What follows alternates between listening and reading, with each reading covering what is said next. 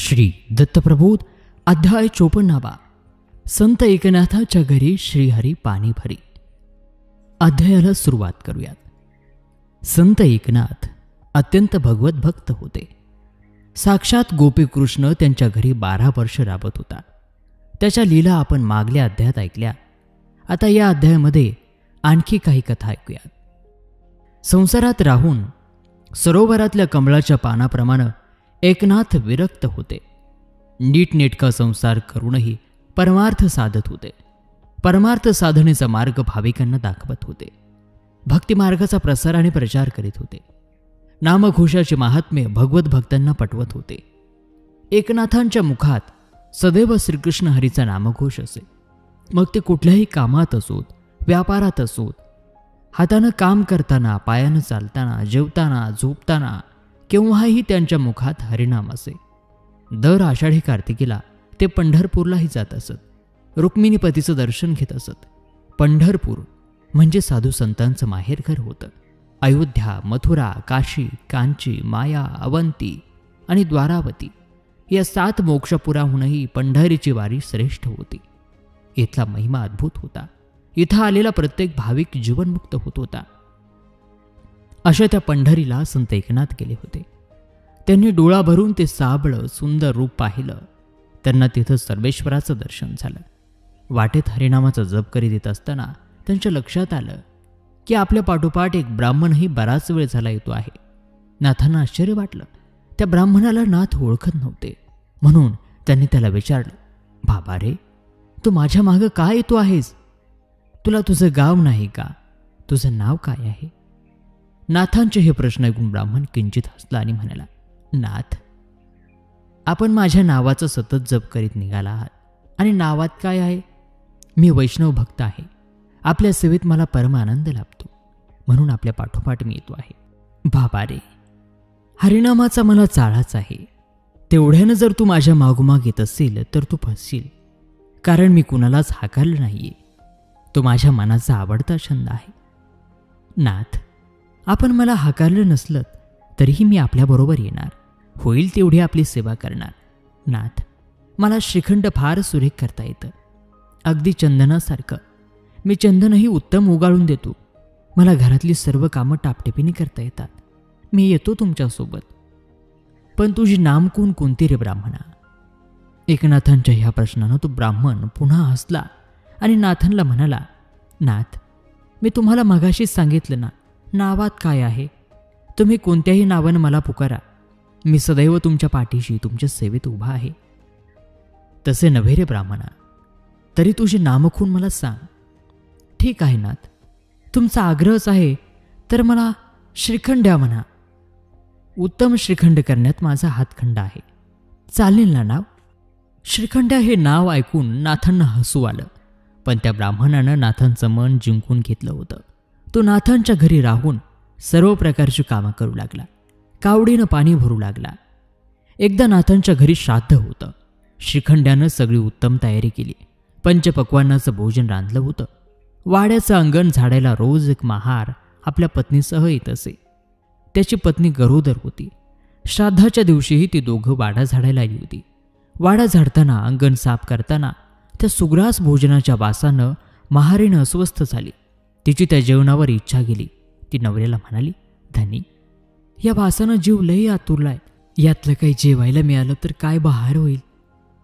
काय ग, येडी का खोळी तू? अगं, आज नाथांच्या घरी पित्र जेवाय यायचे आहेत. म्हणून बामणा आधी जेवतील आणि मग त्यांच्या पानातलं राहिलेलं उष्टमाष्ट काय ते मिळेल. नवऱ्याच्या त्या उत्तरानं महारीण खट्टू झाली. पण नवरा बायकोतला हा संवाद माडीवर उभे असलेल्या नाथांनी ऐकला होता. त्यांनी त्या दोघांना आत बोलावलं आणि त्यांच्या सगळ्या भाईबंधांना जेवायला घेऊन यायला सांगितलं. नाथांचं बोलणं ऐकून ते दोघंही हरकली. आपल्या जातीच्या सर्व लोकांना घेऊन जेवायला आली. पोटभर तृप्त होईपर्यंत जेवली. एकनाथांना दुवा देत आपापल्या घरी गेली. सर्व हरिजन जेवून झाल्यानंतर एकनाथांनी पुन्हा सडासंमार्जन करून सगळी जागा सुचिरभूत करून घेतली. श्रीखंडानं सोवळ्यानं सगळा स्वयंपाक पुन्हा नव्यानं केला आणि मग एकनाथ ब्राह्मण वर्गाला बोलवायला गेले. तोपर्यंत गावात ही बातमी सर्वत्र पसरली होती. लोक आपापसात कुजबुजत होते. ब्राह्मण वर्ग संतप्त झाला होता. की पितृ जेवायला यायचे म्हणून ब्राह्मणासाठी केलेला स्वयंपाक नाथांनी सगळ्या महारड्यांना खालून संपवला. ब्राह्मणांच्या पंक्ती आधी महारांची पंगत जेवायला घातली. त्यामुळे सगळ्या ब्राह्मणांनी एकनाथांवर बहिष्कार घातला. आम्ही जेवायला येत नाही म्हणून सांगितलं, आणि कोण पित्र म्हणून तुमच्या घरी जेवायला येतो तेच बघतो आम्ही, अशी त्यांना धमकी दिली. त्या धमकीनं नाथ अस्वस्थ झाले. ब्राह्मण आले नाहीत तर पितृयज्ञ होणार नाही, पितृयज्ञ नाही म्हणजे पित्र जेवणार नाहीत आणि तिथे टळून जाणार. नाथांना वाईट वाटलं. काय करावं त्यांना सुचेना. उदास होऊन ते सुन्न बसून राहिले. तेव्हा श्रीखंड्या पुढं आला. त्यानं नाथांना सांगितलं, नाथ, तुम्ही कशाला काळजी करता? तुम्ही आगंतव्य म्हणा. प्रत्यक्ष पितृपानावर येऊन बसतील, पोटभर जेवतील आणि तुम्हाला आशीर्वाद सुद्धा देतील. श्रीखंड्याच्या सांगण्याप्रमाणे नाथांनी पितरांना बोलावलं आणि काय आश्चर्य, नाथांचे सर्व पितर जेवायला पाटावर येऊन बसले. पोटभर जेवले आणि तृप्त होऊन त्यांनी एकनाथांना आशीर्वाद दिले. गंमत पाहायला जमलेल्या ब्राह्मणांना आश्चर्याचा धक्का बसला, पण त्यांची खुमखुमी जिरलेली नव्हती. त्यांनी हार मानली नाही. एकनाथांशी सलोखा केलाच नाही. ब्राह्मण आपापल्या घरी निघाले. तेव्हा वाटेत त्यांना एक महारोगी ब्राह्मण भेटला. त्या ब्राह्मणानं इतरांना विचारलं, या गावात एकनाथ कुठे राहतात? त्यांना मला भेटायचंय. अनन्य भावानं शरण जायचंय. या व्याधीतून मुक्त व्हायचंय. सगळ्यांना वाटलं हा बहुतेक वेडा असावा. नाथांना भेटून का कुठं कुष्ठरोगासारखी व्याधी नष्ट होते? काय तोंडाला येईल ते बडबडतो. पण त्यातल्या काहींनी मुद्दाम त्याला एकनाथांकडे पोचवलं आणि काय घडत आहे ते पाहण्यासाठी ते लोकही त्याच्याबरोबर एकनाथांकडे गेले. एकनाथांकडे पोहोचताच त्या ब्राह्मणानं नाथांना साष्टांग दंडवत घातला. त्यांचे पाय धरले आणि विनंती केली की गंगेत स्नान करत असताना श्रीकृष्णानं मला दृष्टांत दिला की अनुष्ठान करून गंगेत स्नान करून तुझा कुष्ठरोग बरा होणार नाही. तू प्रतिष्ठानला जा, तिथं एकनाथ राहतात. त्या नाथांना अनन्य भावानं शरण जाऊन त्यांच्याजवळ एका महाराच्या जेवणाचं पुण्य माग. त्यांनी ते पुण्य तुला दिलं की तू रोगमुक्त होशील. नाथ, माझ्यावरती कृपा करा आणि मला ते पुण्य देऊन व्याधीमुक्त करा. त्या ब्राह्मणाचं ते बोलणं जमलेल्या इतर महाभागांना मूर्खपणाचं वाटू लागलं. महार भोजनाचं का कुठं पुण्य असतं असं म्हणून त्यांनी त्यांची टवाळी केली, कुचेष्टा केली. नाथांनी मात्र ब्राह्मणाच्या हातावर ताबडतोब ते पुण्य सोडलं आणि सगळे मंत्रमुग्ध होऊन पाहत राहिले. तो ब्राह्मण ते पुण्योदक सोडल्यानं संपूर्ण व्याधीमुक्त होऊन तेजस्वी कांतीचा बनला होता. नाथांची आणि त्या ब्राह्मणाची टिंगल करणाऱ्या वाघ्यांचे चेहरे मात्र पाहण्यासारखे झाले होते. एखाद्याचा उत्कर्ष सगळ्यांना रुचतोच असं नाही. समाजात सज्जनाप्रमाणे दुर्जनही असतात, किंबहुना दुर्जनच जास्त असतात. त्यांना संत सज्जनाचं नावलौकिक सहन होत नाही.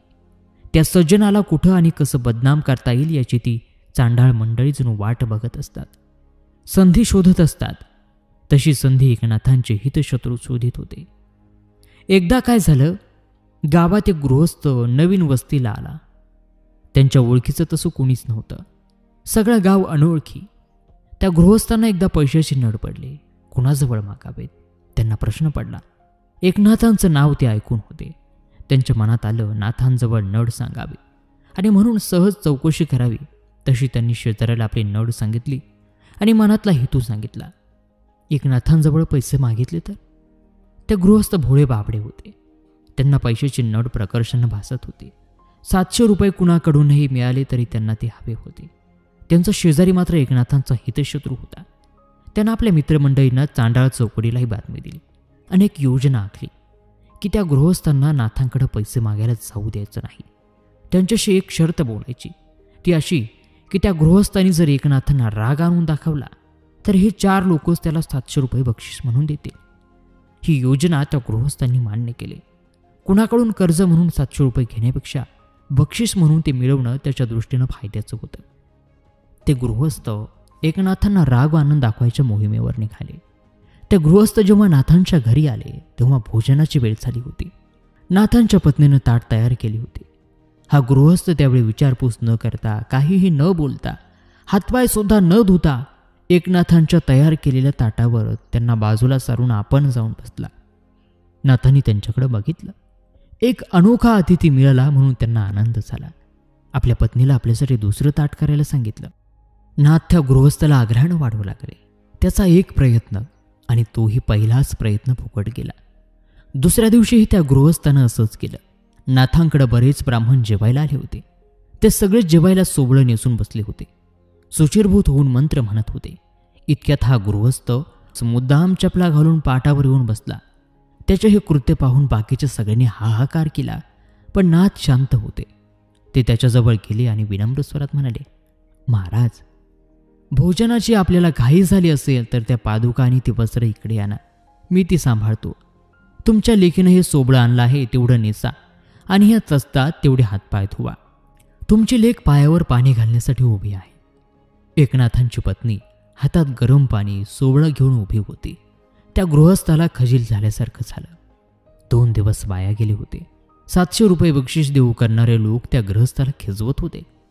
पैशासाठी हे धाडस करायला तयार झालेला तो गृहस्थ त्यांच्या कपटात फसत होता. पैशासाठी वाटेल ते करायला तयार होत होता. जिद्दीनं पेटून उठत होता. बाहेर पडताना त्यानं त्या पैज लावणाऱ्या ब्राह्मणांना मिशीला पीळभरी सांगितलं होतं, आज संध्याकाळी पैसे तयार ठेवा. तुमच्या नाथाला राग आणल्याशिवाय मी काही तिथून हलणार नाही. त्याचं हे बोलणं ऐकून बाकीचे टवाळ हसले आणि म्हणाले, भरदा, आधी करून तर दाखव, मग बघू काय करायचं तर. पण हरलास तर मात्र तूच आम्हाला 700 रुपये द्यायचेस. त्या टवाळ ब्राह्मणांच्या शब्दानंतर त्या गृहस्थाचं डोकंच फिरलं. तो जिद्दीला पेटला आणि नाथांच्या घरी पहिल्या दिवशीसारखाच भोजनाच्या वेळी आला. नाथाने जेवायला सुरुवात केली होती. हा तसाच जाऊन त्यांच्या पानात बसला आणि सगळं अन्न चिवडू लागला. तोंडात घातलेला घास पुन्हा पानात थुंकू लागला. नाथांनी त्याच्याकडे पाहिलं. त्याची मुद्रा अस्थिर बावरलेली होती. नाथांना त्याची दया आली. त्यांनी आपल्या पत्नीला हाक मारून सांगितलं, बाईसाहेब, आपल्या बाळाला फार भूक लागली आहे. त्याचं वेगळं ताट आपण तयार नाही का केलं? नसलं केलं तर आता झटपट करून आणा. त्या माऊलीनं पुन्हा निराळं ताट तयार केलं आणि त्या ब्राह्मणासमोर ठेवलं. ब्राह्मण वरमला. काहीही केलं तरी नाथ चिडत नाहीत. पण माघार घेतली तर 700 रुपयांची गरज तर भागणार नाहीच, उलट कर्ज मात्र होईल आणि नसता भुर्दंडही पडेल. म्हणून त्यानं निकराचा प्रयत्न करायचं ठरवलं आणि भातावर तूप वाढायला आलेल्या गिरिजाबाईच्या पाठीवर उडी घेतली. पंक्तीत बसलेले सारे लोक हे पाहून संतापले. त्या ब्राह्मणाची निर्भत्सना करू लागले. नाथ मात्र शांत. नाथांनी आपल्या बायकोला सांगितलं, बाळ पाठीवर आला आहे, त्याला सांभाळ. त्याला काय हवं आहे ते नीट सगळं दे. त्याला खुश कर. पाडू नकोस. सेवेला मी तयार आहेच. नाथ एवढं म्हणाले तरी तो गृहस्थ लाजला नाही. तसाच गिरिजाबाईच्या पाठीवर बसून राहिला. नाथांनी त्याला विचारलं, आपल्याला काय हवं आहे? मी वर आहे, ही माझी घोडी आहे आणि तुम्ही सारे वऱ्हाडी आहात. तोल गेल्यासारखा तो ब्राह्मण गृहस्थ काहीही बरळत होता. नाथ आणि त्यांची पत्नी हिमालयासारखी स्थिर आणि शांत होती. शेवटी ब्राह्मणालाच पश्चाताप झाला. तो खाली उतरला आणि त्या दोघांना साष्टांग दंडवत घातला. त्यांची क्षमा मागितली आणि 700 रुपयांच्या पैंजेचा वृत्तांत सांगितला. नाथ म्हणाले, अरे अगोदरच मला येऊन स्पष्ट केलं असतंस तर मी सोय केली असते आणि तुम्हालाही एवढी तसदी पडली नसती. आता असं करा, हे पैसे घेऊन जा. नाथांना दुवा देत तो ब्राह्मण आपल्या घरी निघून गेला. असेच दिवस जात होते.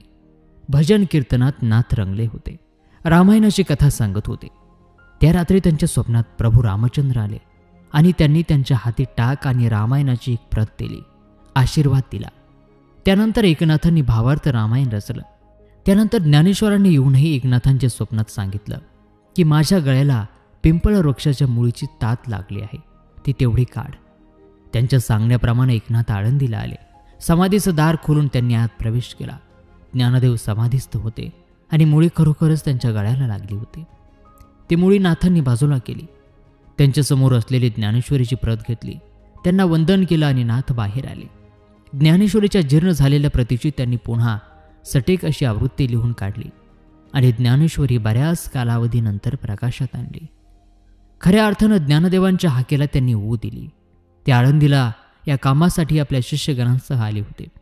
काम करून झाल्यानंतर भोजनाची वेळ झाली. भर मध्यान्नीचा सुमार. भिक्षा कोणाकडे मागायची? आसपास वस्तीही बेताचीच. शिष्यांनी नाथांना विचारलं, काय करायचं? भोजनाची काय व्यवस्था लावायची? नाथांनी सांगितलं, आसपास शोधा. पंचक्रोशीत एखादं तरी दुकान आढळेल. माझं नाव सांगा आणि त्या वाण्याकडून सामान घेऊन या. पैशाचं मी बघीन. नाथांच्या सांगण्याप्रमाणे शिष्य वाण्याचं दुकान शोधित बाहेर पडले. जवळच त्यांना एक दुकान दिसलं. शिष्यांनी सर्व सामान घेतलं व पैशाचं त्यांनी काही बोलायच्या आतच तो वाणी आपणहून त्यांना म्हणाला, तुम्ही जाताना माझा हिशोब चुकता करा, आताच काय घाई आहे. शिष्यांनी घडलेला वृत्तांत नाथांना सांगितला. आणलेल्या सामानाचं भोजन रांधून सर्व तृप्त होईस्तोवर जेवले आणि परत मुक्कामाला निघाले. तेव्हा पैसे देण्यासाठी नाथांनी दुकान कुठं आहे म्हणून विचारलं, तर तिथं दुकान कुठंच नव्हतं. दूरवर पसरलेल्या मोकळ्या माळराना खेरीज तिथं काहीच नव्हतं. भगवत भक्त नाथांनी ओळखलं की हे सारं त्या श्रीहरीचं कर्तृत्व होतं.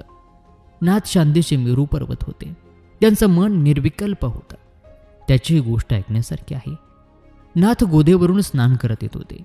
त्यांचा जायचा यायचा मार्ग एका यवनाच्या घरावरून जात होता. त्या यवनाचा एक नियम होता की एकनाथ जाताना दिसले की तो वरून त्यांच्या अंगावर थुंकत असे. नाथांना पुन्हा स्नान करायला त्यामुळे गोदेवर जावं लागत असे. न चिडता न संतापता नाथ पुन्हा पुन्हा स्नान करत असत आणि शांतपणानं घरी जात असत. ह्या नियमामध्ये कधीही खंड पडला नाही. शेवटी तो यवन श्रमला, थकला, मनोमन खजील झाला, वरमला. नाथ दुसऱ्या दिवशी स्नान करून आले आणि यवन थुंकण्याची वाट पाहत उभे राहिले. 2 प्रहर त्या यवनाच्या माडीखाली नाथ तसेच तिष्ठत उभे होते. यवनाला लाज वाटली. तो खाली आला आणि त्यानं नाथांना साष्टांग प्रणिपात केला. त्यांची क्षमा मागितली. तो अनन्य भावानं नाथांना शरण आला. नाथ त्याला म्हणाले, अरे तू काय खंत करतोस? तुझ्यामुळेच तर मी दिवसातून 4 वेळा गोदा दर्शन करत होतो. त्यामुळे तू त्यात वाईट वाटून घेऊ नकोस. तुझा नियम तू चालू ठेव. नाथांच्या ह्या शब्दानं तर तो यवन आणखीनच सद्गदित झाला. नाथांचे चरण धरून उपदेश द्या म्हणाला. नाथांना त्याची दया आली. त्यांनी त्या यवनाला उपदेश केला. निर्भय आणि स्वानंदी व्हायला शिकवलं. येता जाता त्याला बोध देऊन त्याच्या मनातले भेदाभेदाचे विचार उडवून लावले आणि शुद्ध भाव मनात ठसवला. तो यवनही नाथांना अतिशय मानित असे. मनोमन त्यांची पूजा करीत असे. नाथांनी आपल्या घरी यावं आणि जेवावं असं त्याला फार वाटे. त्याने एकदा तशी इच्छा नाथांजवळ बोलून दाखवली. नाथांना मनातूनही पटेना, पण तसं नाथ बोलले असते तर ते त्यांच्या वागण्याला शोभण्यासारखं नव्हतं. बोलताना सगळ्यांना सांगायचं की भेदाभेद करायचे नाहीत आणि प्रत्यक्षात वावरताना मात्र भेद करायचा, हे नाथांना तत्वतः पटेना. त्यांनी खूप विचार केला आणि त्या यवनाच्या घरी जेवायला जाण्याचा निश्चय केला आणि त्याला येतो म्हणून सांगितलं.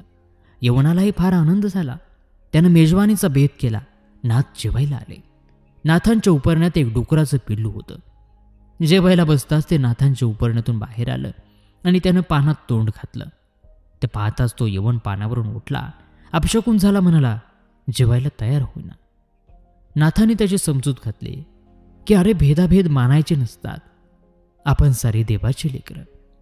हे डुक्कर काय आहे, तू काय, एकाच देवानं निर्माण केलं. मलाही त्याच देवानं घडवलं. आपण सगळी त्या एकत्वाची, परमात्म्याची लेकरं. कुठलाही विकल्प मनात न आणता भोजनाला बैस. मुसलमान धर्मात डुक्कर निषिद्ध मानतात. त्यामुळे त्या यवनानं नाथांचा उपदेश मानला नाही. तो भोजनावरून उठला. घरचा गृहस्थच पानावरून उठल्यानंतर नाथ तरी कसं बसतील. नाथही उठले आणि यवनाकडे भोजनाला बसण्याचा प्रसंग नाथांनी टाळला. अशा प्रकारे श्री दत्तप्रबोध ग्रंथातील हा 54वा अध्याय या ठिकाणी समाप्त होत आहे. पुढील अध्यायामध्ये अशीच दिव्य कथा आपण पाहणार आहोत. तेव्हा पुढील अध्याय लवकरच आपल्या मीडिया फॉर मराठीवरती.